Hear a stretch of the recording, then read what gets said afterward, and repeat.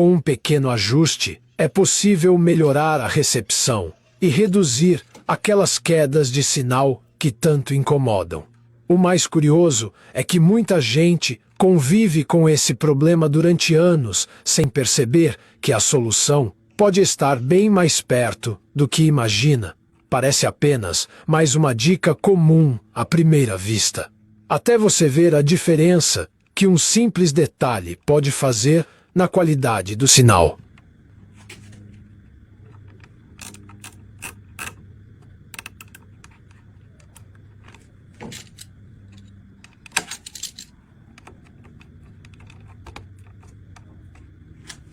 Televisão, ou até na antena inteira, mas às vezes o motivo pode estar em um detalhe que passa despercebido. Foi justamente isso que chamou a atenção de muitas pessoas para uma solução simples e prática. Coloque um registro de gás na sua mangueira que você vai me agradecer depois. Sério, vai vir me procurar só para dizer: como eu não pensei nisso antes? Agora me diz, quem nunca foi lavar o quintal e a mangueira mais parece um conta-gotas deprimido? Você mal encosta no chão e a água já se arrepende de sair. Mas calma, não precisa ligar para a distribuidora, nem começar uma investigação sobre a pressão da sua rua.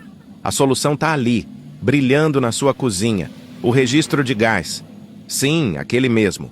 É só você pegar o bendito registro, de preferência sem sua esposa ver, senão o banho que você vai tomar não vai ser de água, e instalar na mangueira.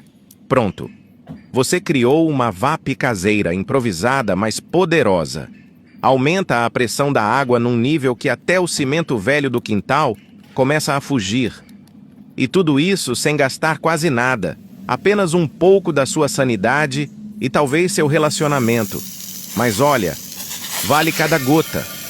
Depois disso é só sucesso. E se alguém perguntar como você fez, diga: com criatividade, coragem e um leve toque de irresponsabilidade.